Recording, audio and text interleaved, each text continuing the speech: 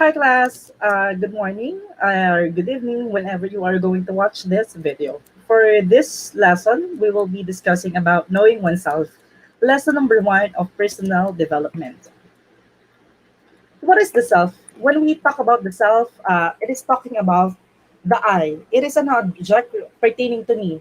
This is who we are. From the tip of our hair to the bottom of our toes, this is in totality of who we are as a person, meaning the way we think, the way we move, the way we behave when someone is there, or even when someone is not there watching us, is the self. The mask we put on our everyday lives as we communicate with one another, as we socialize with one another, is the self.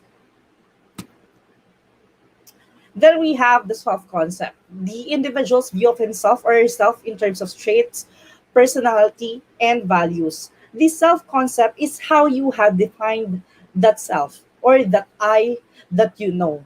That self concept is something that you define yourself. And this is divided into two. The elements of self concept is in two parts. We have the self schema and then the possible self. When we talk about self schema, these are mental templates on how we organize our world. To give you an example is when we talk about a mother. Kapag sinabi ko yung word na mother, what are the templates that you know about a mother? Is she loving? Is she caring? Is she providing? Is she a woman? And this is true about self-esteem as well.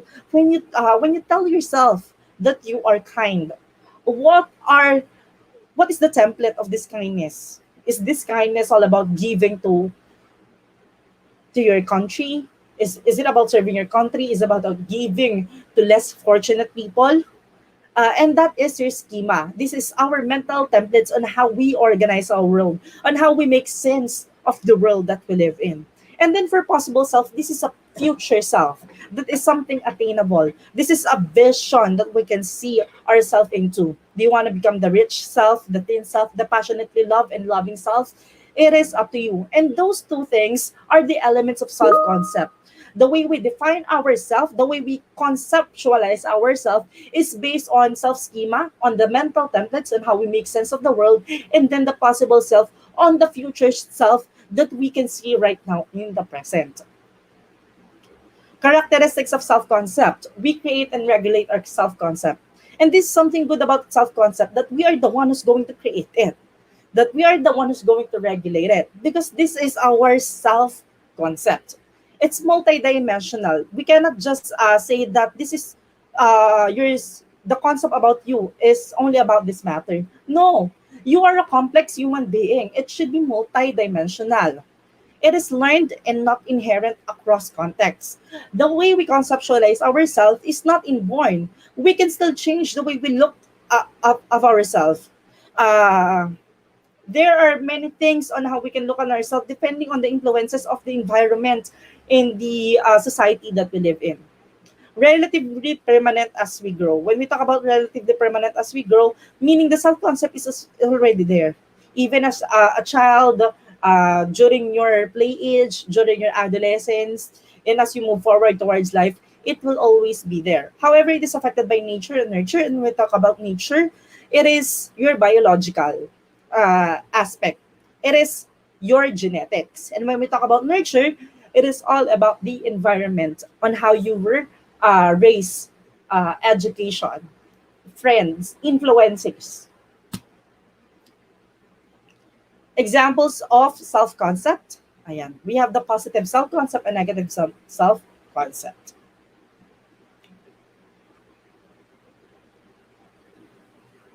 Okay. I hope you can screenshot it. Then, what are your earliest recall of the things you associate with yourself since childhood until up to this day? Has it changed over time? So this is a question that I want you to answer, even though you're just listening from our channel right now. I want you to answer, what are the things that you associated yourself with? Is it still the same as today?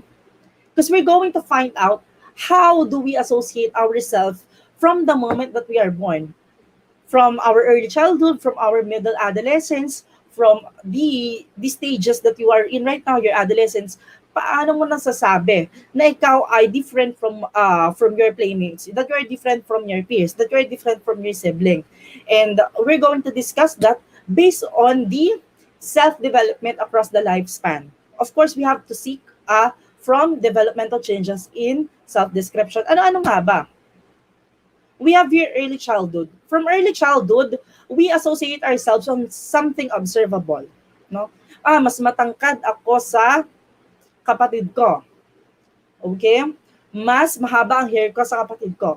We are trying to associate ourselves based on observable, verifiable characteristics. Mas mahaba ang kamay ko, mas malaki ang kamay ko. This is how we associate ourselves during early childhood ages 2 to 6. Sir, paano naman po pag middle childhood? We have to remember this is important because this is the play age. This is the time we compare ourselves to our playmates. No, I am better at Carlo at playing hopscotch. I am better at mathematics than my classmates. This is the time we associate ourselves based on the skills that we have right now. Adolescence. So for adolescence, we are talking about uh, emotional naman, perceived emotional and psychological characteristics. That is how we associate ourselves. I am lovable. I am kind. I am helping towards my peers. We are what? United. This is the time we associate ourselves. Kaya nga ito rin yung panahon that we are trying to build our friends. We are developing crushes, no? Kamahal-mahal ba ako? These are the questions during this time because we associate ourselves based on perceived emotion and psychological characteristics. Dimensions of self-concept. We have 4: self-esteem, self-image, social roles and identities, and then traits. For self-esteem, it is the overall sense of self-worth we use to appraise our traits and abilities. So when we talk about self-esteem, we are talking about the traits and abilities that we have. You know that you are capable of doing this matter. You are good at mathematics. You are athletic. So these are the things that help us boost our self-esteem by knowing your worth and knowing where you're good at, knowing your weaknesses, knowing that you need help of something, knowing that you are great at this matter. Self-image, the way a person perceives or think of himself, what he interprets, how others think of him, and the way a person would likely to be. So when we talk about self-image, this is how he perceives himself.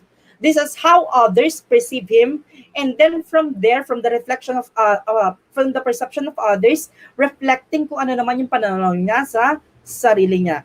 That is the self-image, the ideal self, on how he view herself.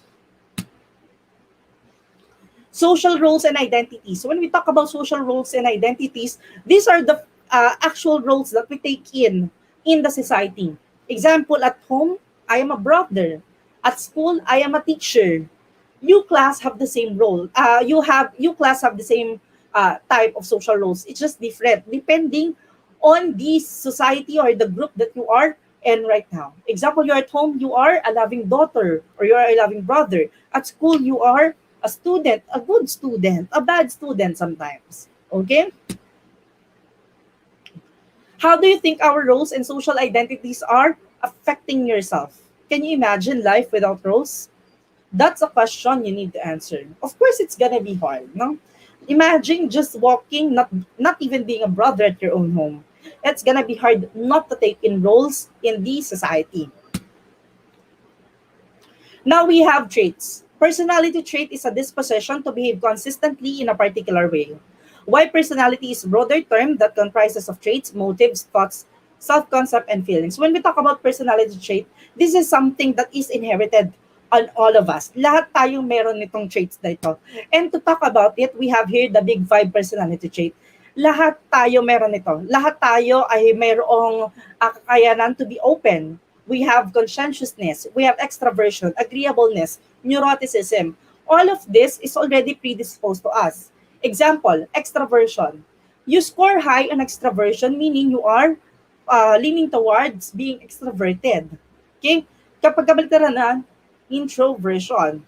And this big 5 plays a role that You think na, sir, I am inborn extroverted. No, every one of us has this disposition that you have the tendency to be extrovert and introvert.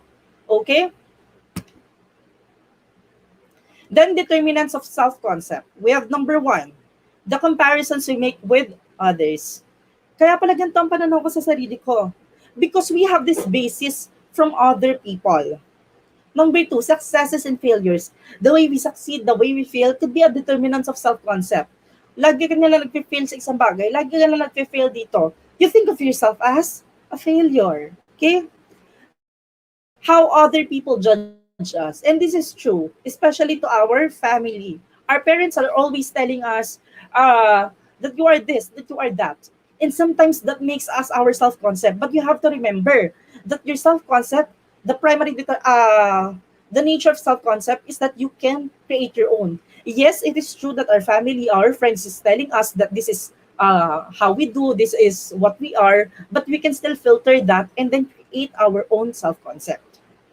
And then the surrounding culture or the way you live, your environment, kung saan ka nakatira, kung saan ka nag-aral, would affect as well of your self-concept. Ayan. Then we have here the real and ideal self. Whose reflection do you see in the mirror? Is it the real self, yung totoong ikaw, o yung ideal self?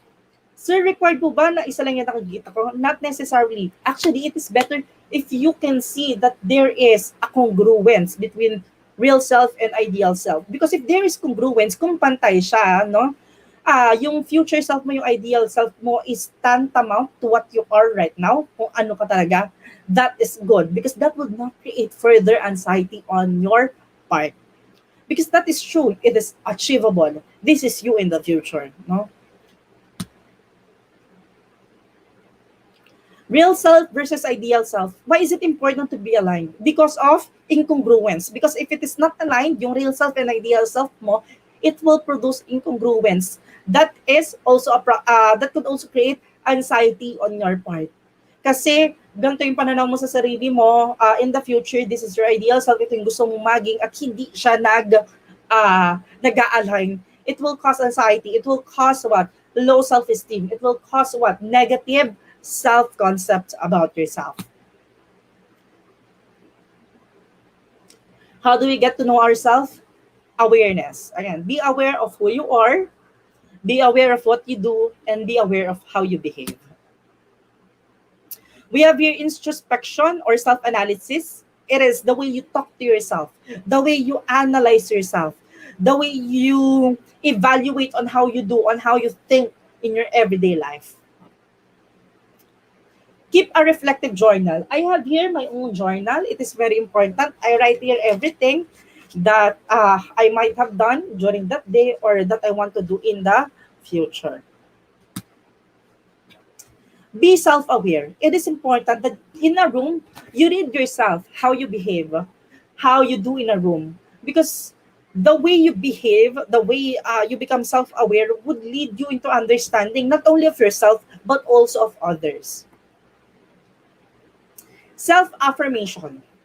You always affirm yourself. You are beautiful. You are good. You are enough. You are more than enough. Accept your strengths and limitation. It is very important to know that you cannot do everything. You have to understand that you have the strengths that is uniquely you, and you have your limitations wherein you need to ask help from others, and that is okay.